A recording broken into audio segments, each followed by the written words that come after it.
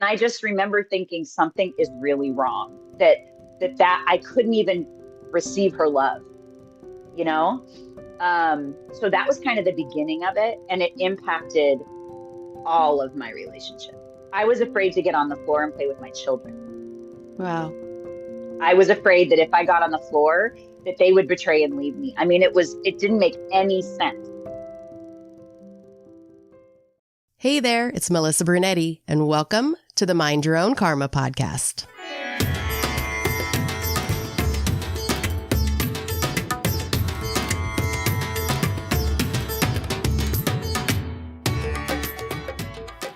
Hey there, Karma Crew. Thanks for joining me for this episode of Mind Your Own Karma, the Adoption Chronicles. Today I have Julie Brumley on the show. Julie is a trauma-informed adoptee coach who has been coaching men and women for more than 15 years to overcome addictive behaviors and heal the primal trauma of abandonment. She is also the CEO of Coming Home to Self, a company dedicated to helping adoptees heal.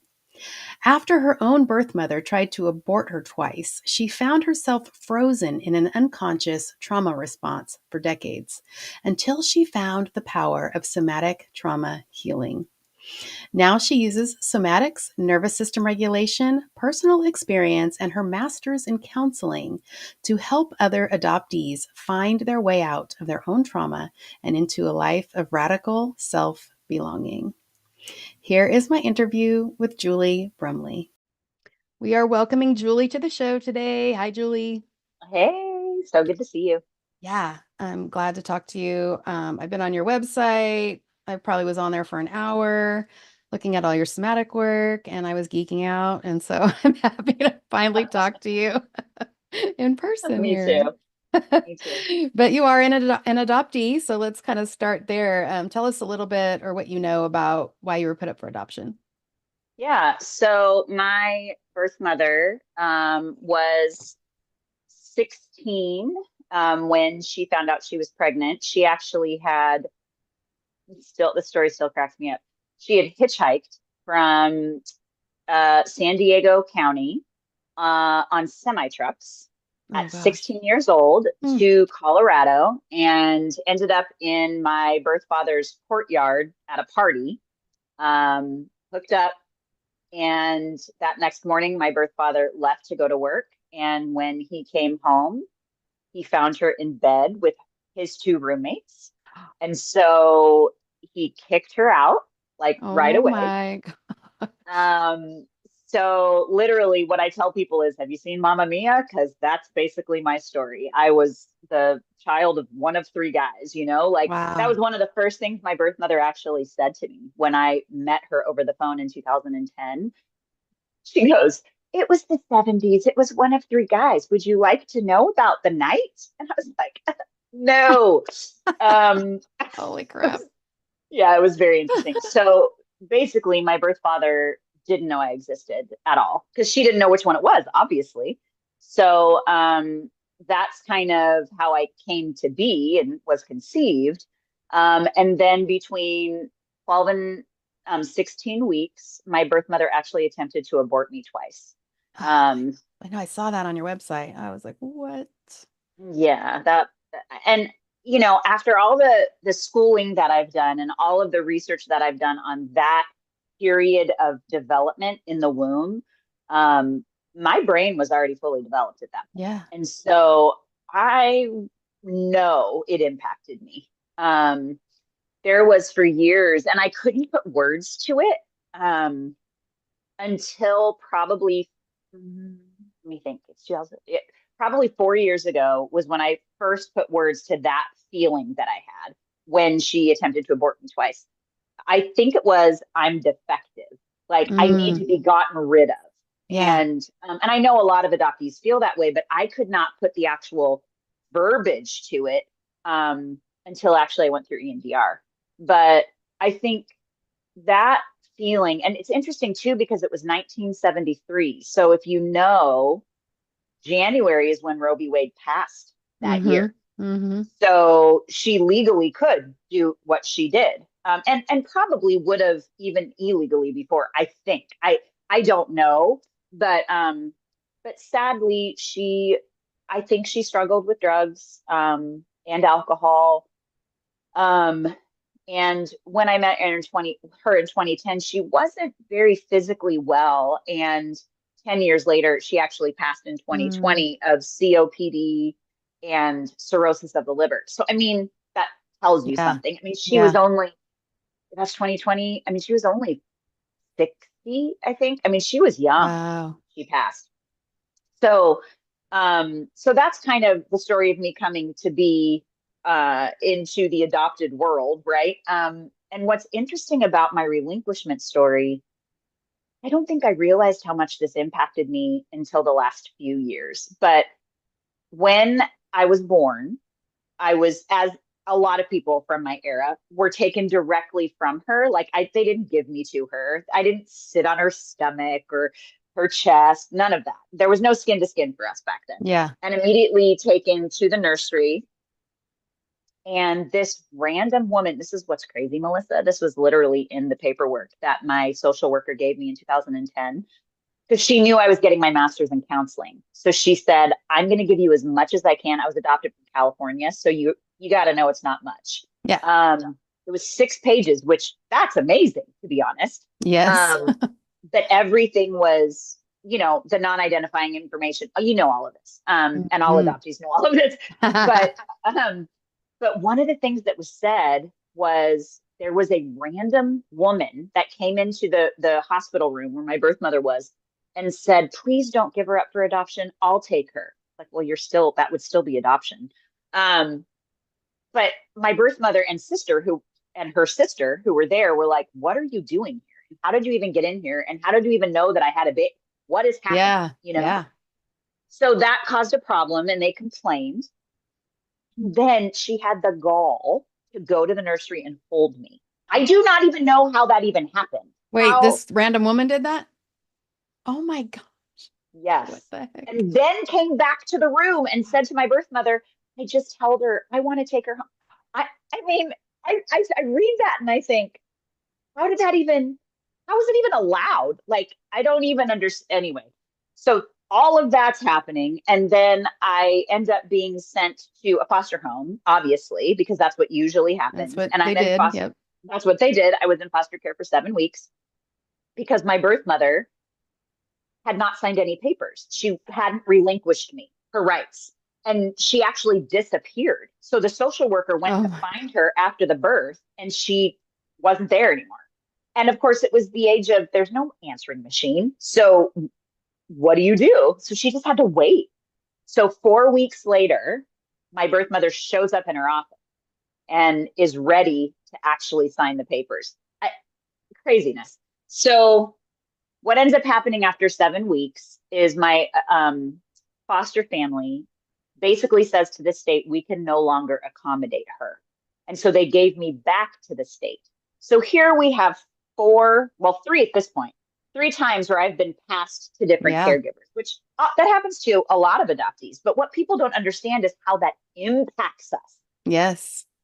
And we don't have words for it. I couldn't fend for myself and go, I don't want to go here, or I don't want to be with this other person. I had no words. I just could cry. You know Yeah. what And I then we mean? sound like crazy people as adults saying that affected us at an infant as a newborn. They're like, no. It's like, Just yeah, be you have no grateful. You idea. are lucky. Oh, Yeah.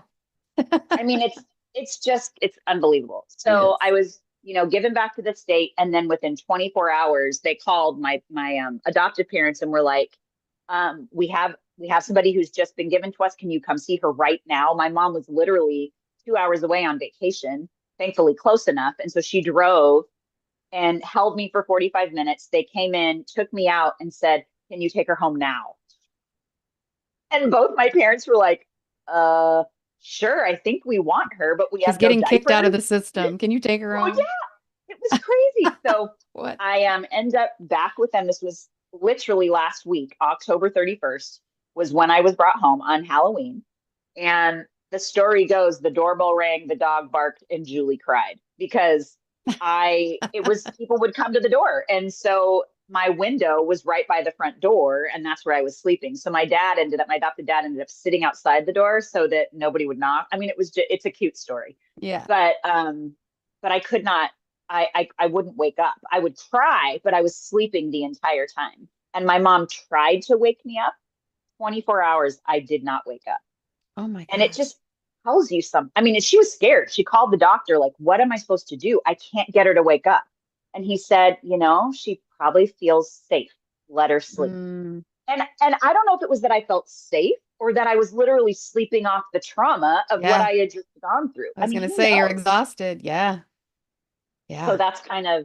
that's how I ended up in my adopted family. Oh my God, that's crazy. Mm-hmm. That lady that came and held you must have worked at the hospital or something. Why would they just I, let her in? I Like have she's an not administrator or something. Like, I mean, she can't just be so somebody off the so street. odd. That's Yeah, scary. That's very. scary. Mm-hmm. So, how are you told you were adopted? Do you remember being told? Did you always know? Always knew. There Always knew. was never a time in my life where I remember being sat down and told. I just knew. And as a matter of fact, I think for a long time I thought everybody was. Oh, funny. I just didn't know any different, right? Yeah. My brother was adopted. He was 2 years, nine Okay. months older than me. And he was the only adoptee I knew all of my life. There was no adoptees in my life Oh, growing up, wow. just me and him. And so we lived in a small town in Colorado called Grand Junction. I don't know Yeah. if you've ever, yeah. Yeah. So that's where I grew up. We actually moved from California when I was 7 there, and that's where I grew up. But um, yeah, I just didn't know anybody. And I remember the first time I actually ever experienced any type of prejudice, or I don't know what you would call it. I can't think of the right word right now, was when I was hanging out with a friend. I think it was in early middle school. So I probably was like fifth or sixth grade. And I told her I was adopted. Discrimination, that's the word I was looking for. And she said to me, I told her I was adopted. I remember, it's vivid too. We were out on my backyard swing, just swinging and playing. And I told her I was adopted. And she goes, oh, I can't be your friend. I need to go home. I was like, what? What does that even mean? And she literally called What her just mom, happened? yeah. And I was like, so being adopted is bad? Like, I don't even know what to do with that. I've never thought it was bad. I don't even know what to think. So yeah, that was the first time Wow. I ever realized something was wrong with being adopted. Yeah. How did you So feel growing up then? Okay, so after that happened, mhm. um, how did you how did that affect you after that? I mean, did you start questioning everything? Did you Yes, talk to your I did. mom? Like what? Yep. I what ended up happening was, in school when they have us do those what are they called? Heritage things where we have Yeah, to like like a family know what tree our thing or background. something. Yeah, yeah, Yeah. yeah. I remember saying to my mom, "What is mine? I don't Mm, know what mine is," because I knew I was adopted. And she said, "Oh, you're just Norwegian and Swedish like us. You can just adopt ours." And I remember thinking inside, but I'm not. mm-hmm. So what do I do with that? But I didn't have anything else to go off of. Yeah. So that was the first feeling of like powerlessness that I think I felt. And then I remember I have vivid memories which is interesting because I don't have a lot of childhood memories at all. But I have this vivid memory of standing in my hallway. And I've talked about this before on another podcast, I think, where I stared at my picture of our family and was trying desperately to figure out how I looked like them, which I knew I Mm, wouldn't, but I mm-hmm. was like trying to like will myself to look like them. Yeah. You know what I mean? And so if somebody said to me, "Oh my gosh, you look like your mom," I'd be like, inside, we hear that all the time when that happens with adopted mom Yeah. and adopted daughter. Yeah. And the adopted daughter's like, well, no. And the adopted mom is like, I'm so glad she thinks she looks like me. So just really interesting. Like there was, and it was a vacant feeling. And I don't know how else to describe it besides vacancy. There was Yeah. something missing for me. Mm-hmm. And so looking at that picture felt like, how do I find that? I don't even know where to begin, but it didn't even dawn on me that I could search at that point. It really didn't. Yeah. I Yeah. just asked a lot of questions like, do we have any information? And my mom, it wasn't that wasn't forthcoming. It was that I don't think she knew what to say. Um, and this isn't, she's a wonderful woman. I mean, gosh, I don't want to say anything negative. She did the best she could with the information she had in the 70s. I Yeah. mean, come on. Yeah. And so I just don't think she knew how to support me with that. And how could she? There Right. just wasn't anybody to help her know how to do that. Well, I mean, back then we were blank slates. We didn't know anything. We didn't remember anything. And Yep, so, you know, so yeah, they didn't have anything to work with or didn't know, they didn't know back then. So you only they know, didn't. yeah, yeah, totally, You only know totally what get you that. know. And so for me, I have no hard feelings, no nothing with them, neither one of them. Sadly, my adopted father died when I was 15, and Mm, so it was a very um, traumatic time for me because, as we know, death. That was my first death that I experienced. It's so reminiscent of something that we've already experienced, but before we had words. yeah, Because obviously our birth parents didn't die per se, but there was a huge loss. yeah, And we lost culture, we lost medical history, we lost so much just with that one event that I think my body remembered. And it was a really rough time for me. And I just remember thinking, I need to push through. I need to show up for my mom. I need to be strong. I need to keep mm, busy. I can't allow myself to deal with the grief that I feel because I'm listening to her crying every night. And I can't, I mean, she was married to this man for 25 years. I mean, I can't, oh, I mean, like heart yeah, wrenching, yeah. And You didn't want so to be another burden on her, trying to I don't want to help be an you. inconvenience. Yeah, totally, totally. Oh my gosh. So yeah, I kind of went off on a tangent there. That's Sorry. okay. That's fine. So, growing up now as an adult, how do you see adoption? How has it shaped you, you think? I think there's a couple of things that come to my mind. One is it um, it protected me from some things for a while, and what I mean by that is the fog that we talk about. I believe that it kept me in that fog for a while until I was actually ready to deal with it.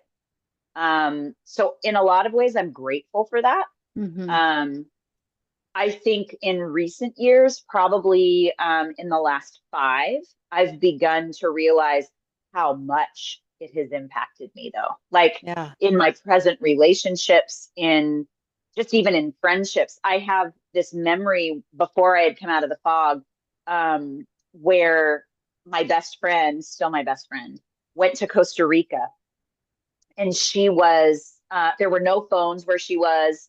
Um, and she drove an hour after being there probably for a couple of weeks just to call me.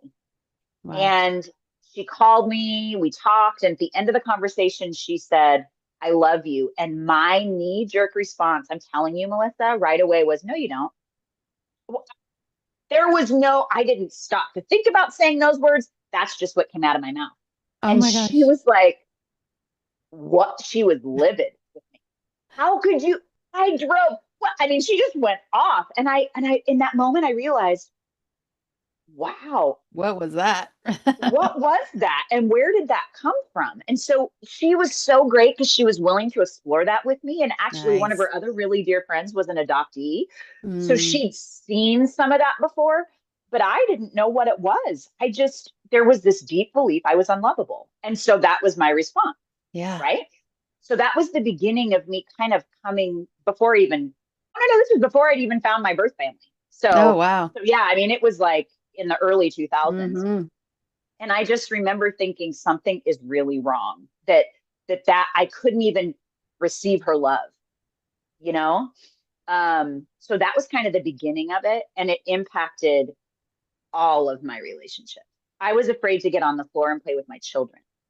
Wow. I was afraid that if I got on the floor, that they would betray and leave me. I mean, it didn't make any sense.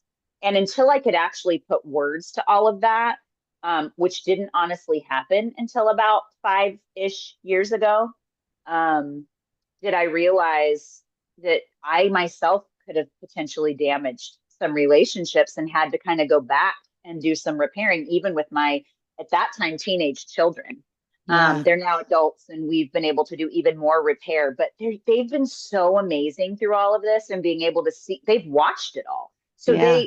they get it, I think. And oh, there's so much more I could go into with them, but I Yes. think how it has impacted my relationships. The negative patterns in my relationships are how I realized I really need help, because I'm not able to receive what people are telling me because my fear that they're going to leave anyway. Yeah.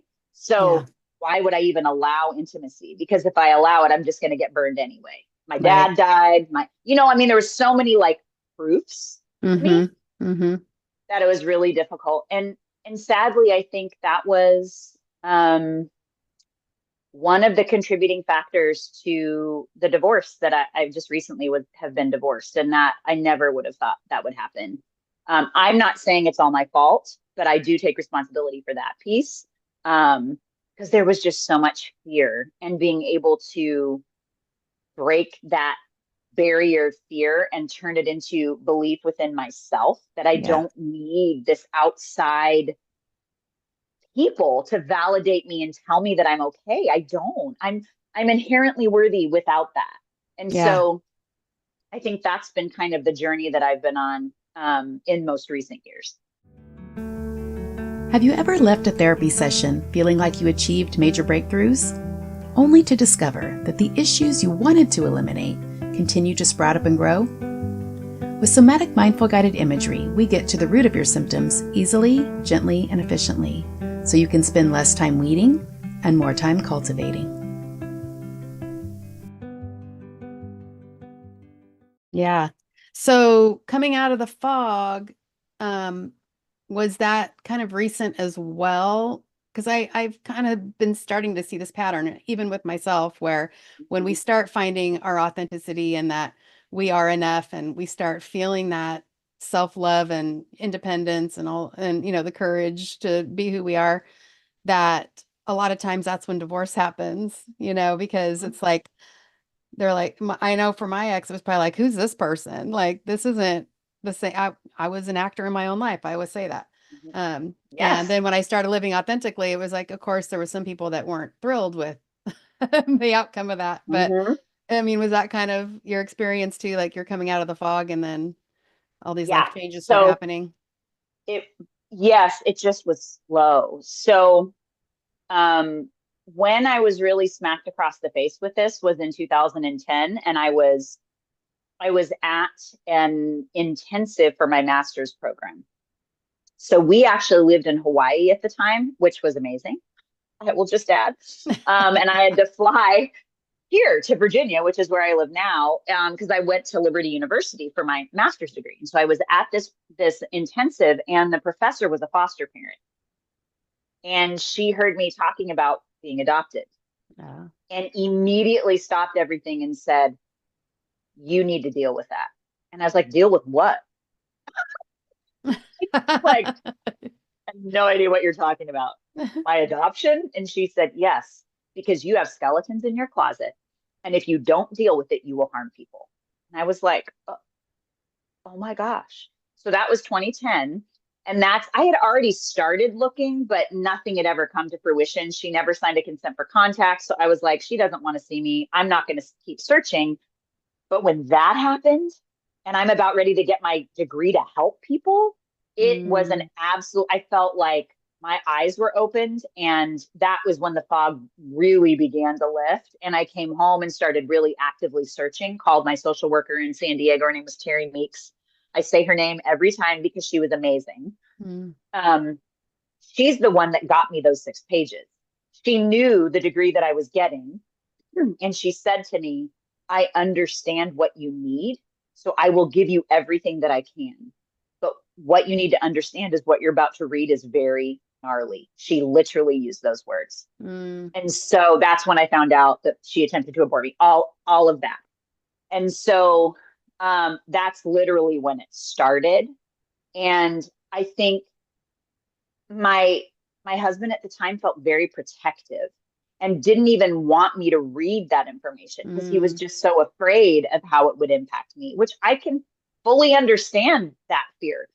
And he wasn't fully wrong, because as soon as I read that part where it said that she attempted to do that, I couldn't read anymore. It yeah. felt like my brain fragmented into multiple pieces. And I spent probably the next 10 years trying to put it back together. It just really, really messed with my head. Um, then I met her. I met my birth mother and realized that it wasn't the most healthy thing. Probably saw her 3 times, 3 or 4 times before she died. And I was there actually not when she actually died, but I was there in the area. And 30 minutes later after she died, I ended up being there with my half sister.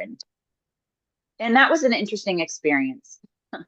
But I think um, once that happened, that's when I really started. So 2020, so 10 years later, Mm, that's when I started actually beginning to pick up the pieces. I realized I have unfinished business. She's now gone, and I don't have to be indebted to her with any of this. Because she had even offered, I'll pay for your DNA test to find out who your birth father is. She also told me, I think he's dead, which I don't know how she would even know that. right. Um, so I just believed her, because we don't know these things until we know them. And so I started EMDR, which is a trauma therapy, if people don't know what that is, and actually was discovered to help treat PTSD. Mhm. And I could not, it took me 4 months to even access my baby self, partly because I couldn't, the whole body thing. My brain and my head was detached from my body. It was completely dissociated. And Yeah. so when she asked me, where do you feel it in your body? I was like, I have no idea. It was all here. I feel it in my head. There's tension in my head. She was like, okay, I don't know how I'm going to help you. And so she told me at the end of that, Julie, you need to do some somatic work. If you don't do somatic work, I'm not sure if your marriage is going to survive. She actually said those words. Wow. And which I'm grateful she did. And so I proceeded to try to find what that would be.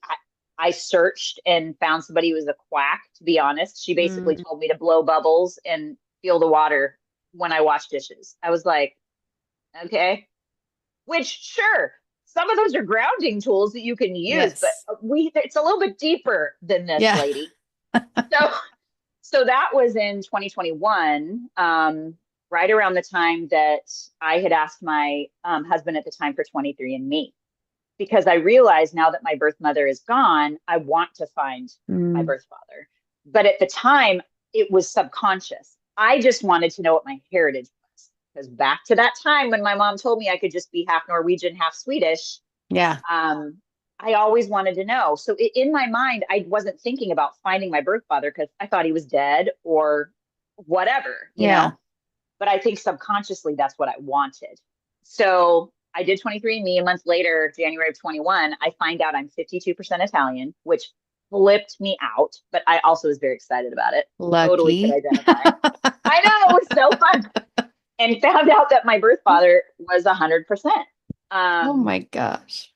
and of course, he had no idea I existed. So that was an interesting experience talking to my half sister, who they're my sisters. I mean, if you saw pictures of us, you would be like, what? I mean, I look, my face and their face. Oh wow. That's It was cool. amazing for me after looking in the hallway at that picture Yeah. for so long to be able to look into a Hmm. mirror, as you know. I mean, I'm sure you understand and have heard this many times. So very, very empowering for me. And they were all so welcoming, still are, still in reunion with them, 3.5 years later.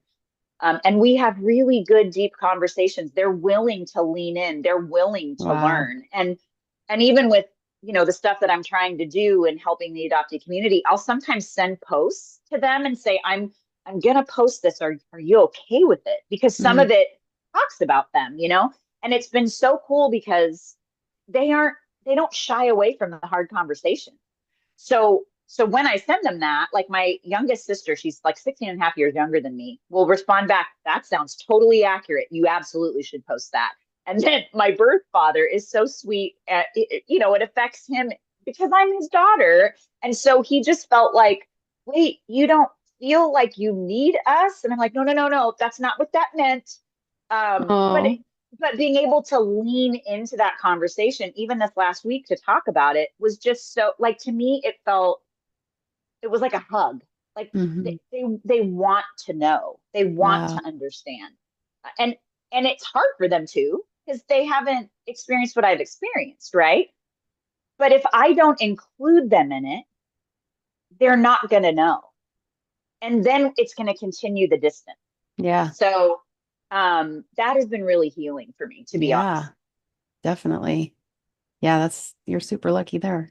I really am. I don't take that lightly, truly. How did your dad take finding out that he had another daughter? Okay, so my half sister, so she is about a year and a half younger than me, and she's who came up on 23andMe, and she lives about 7.5 hours south of here in North Carolina. And so I was like, oh, she's in the same time zone. This is really good. Yeah. So I messaged her thinking, this is me being breezy. If you remember the Friends episode where she's on the phone trying to find a dude. And anyway, it just made me laugh. That's how I felt. I was like, this is me being breezy. Um, Stalked her Facebook page a little bit, and was very, gave her very little information. I don't want anything from you. I'm just looking for medical info. I'm wondering if you might be connected to my birth dad's side, stuff like that. And it took her 2 days to respond, which to me is shocking. Usually it would take weeks. You hear these stories. And the reason why it only took her 2 days is because she stalked my Facebook page and knew immediately that I was her sister. I mean, she That's just was funny. like, you look exactly like Shaylee, my other Mm, sister. And so she was like, you are absolutely my sister. Even when her husband, which I understand and love him. So, but he was like, I don't know. I think we need to shy away. And then Mariah showed him a picture of me, and he goes, oh shoot, that's your sister. I mean, like, just from looking at it. So I'm trying to get to the answer. I'm sorry. So that's okay. basically she called him, and he was actually at my younger sister's house, and she said, you need to go outside. You don't need to be around, because Shaylee at this time was very pregnant with her 3-year-old now. And was like, she doesn't need to hear this yet. You need to hear it first. So go outside. And she told him, and he was like, I don't remember this. I need to sit with this and think about. I mean, why would he? It was 47 years ago. I'm 51 now, but it was 47 years ago, one night. Like, I, Yeah.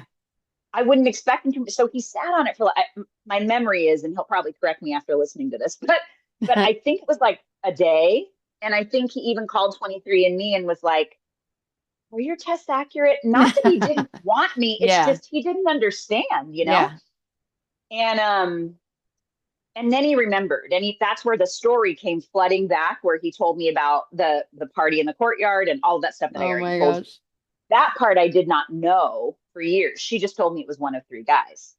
So, but it made so much sense to me. And then he said to Mariah, he said, this is a blessing. You can absolutely tell her to email me. And Mm, so that was a Wednesday.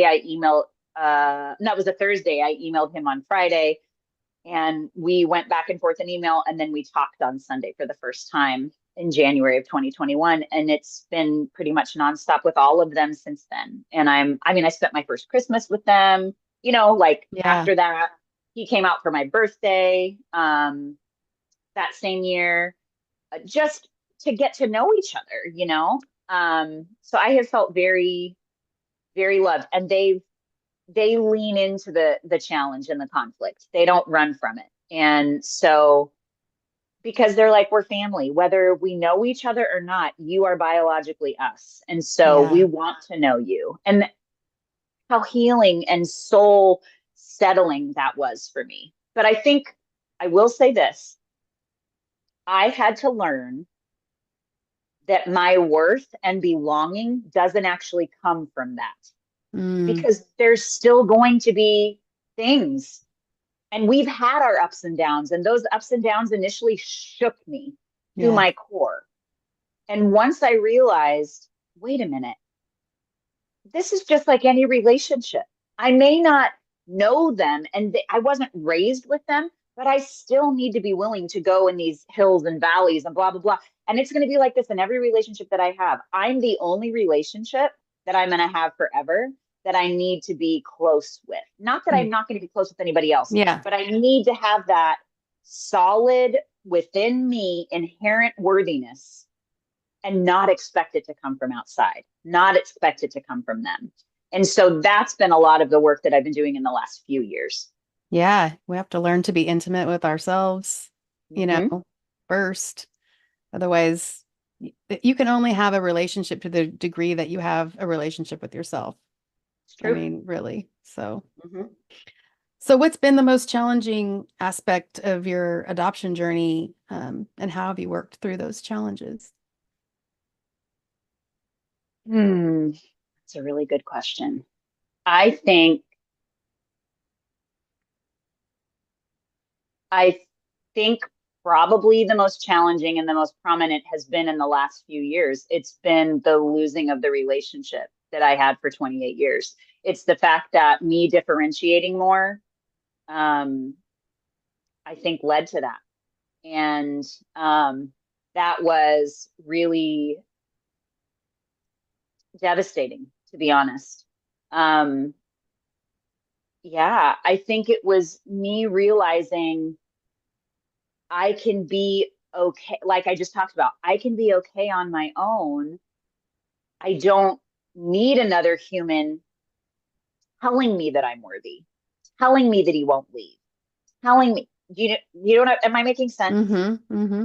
Yeah. And I think once I started, I think what was difficult for him and why it became the hardest, I think for me was when I first found them, there was like this honeymoon phase that is talked about by Nancy Verrier when she goes through all of this, right? When she teaches us in the book, Coming Home Yeah. to Self. I don't know if you've ever read that book, but um, she talks about the honeymoon phase and that it can last about a year. And I tried to explain to him what was going on, which he couldn't. How could he understand? He'd never Yeah. experienced that. And so here I am, like, I get butterflies when they message me. It's not just my dad, it's when my sisters do, my brother. I mean, I have 4 or 3 other siblings that had never had sisters before. So it was literally like I had a new boyfriend. Mm-hmm. That's how it felt for probably the first year.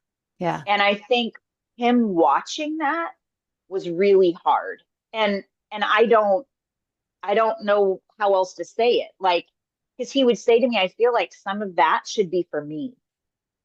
And Yeah. I'm missing that. And all I could say, I didn't have words for him at that point. I'm like, I don't I don't know what to I need this. Like, this is repairing things that I didn't know needed to be fixed, that were Yeah. broken inside of me.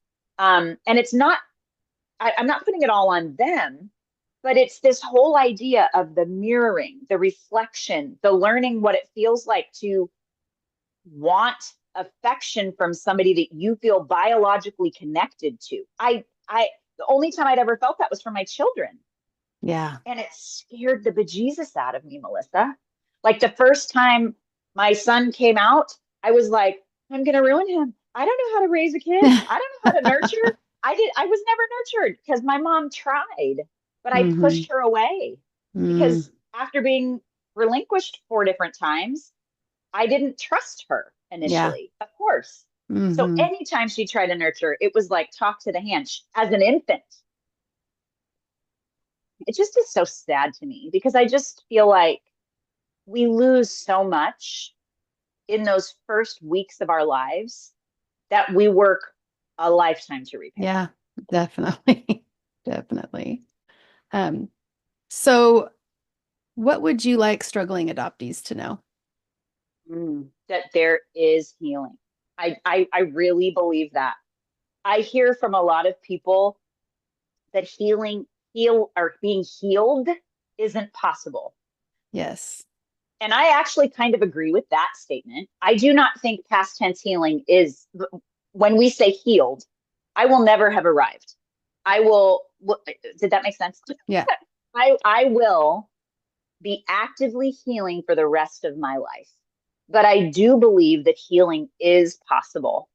I do believe that we can find our identity within ourselves. I do believe that there are layers and layers of us that are worthy of becoming known. And we just have to be willing to explore them and be curious and be compassionate and loving of them and not exiling them, like those fragmented pieces that happened for me.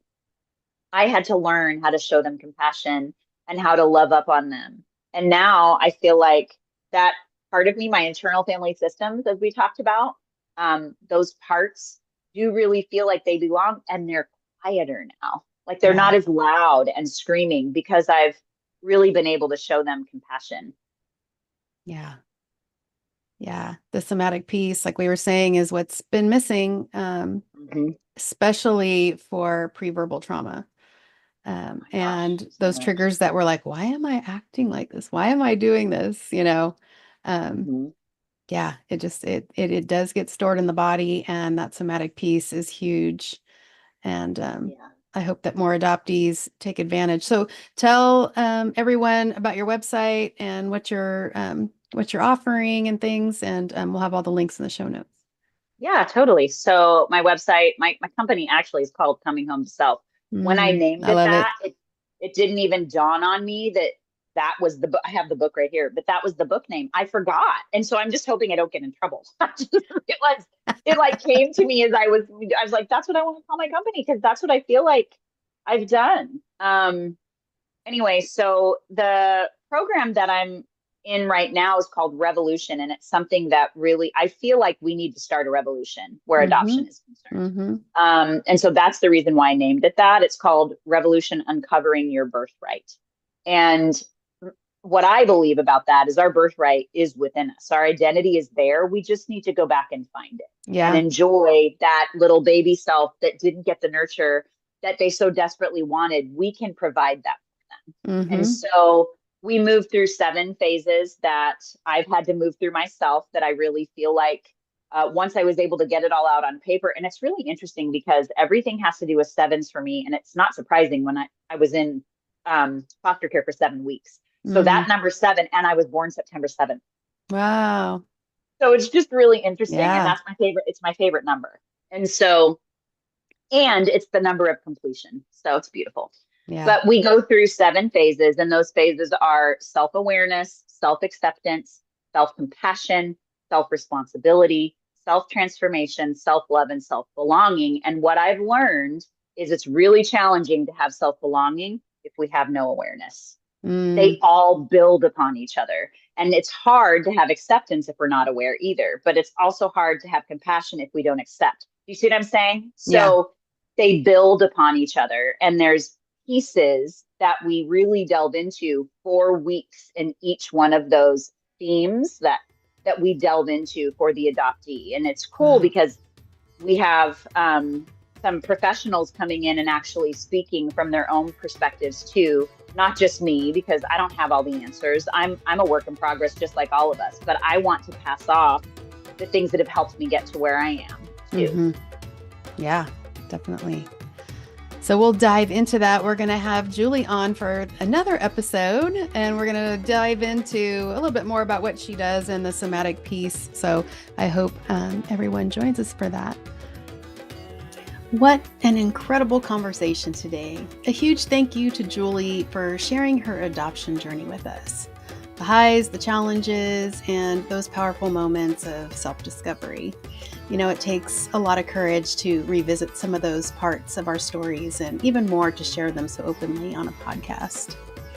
For those of you listening, I hope today's episode offered you some insight or validation for whatever stage of the adoption journey you're in or curious about. Whether it's navigating identity, finding belonging, or facing the unexpected emotions that come up, remember that each story is unique and deserves to be honored.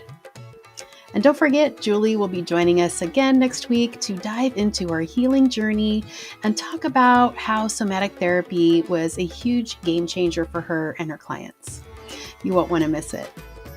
Thanks for listening today, Karma Crew. Don't forget to take what you need and leave what you don't. And always remember to mind your own karma. I'll see you next time.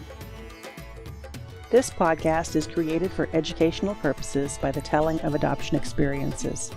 The views expressed in this podcast may not be those of the host or Mind Your Own Karma.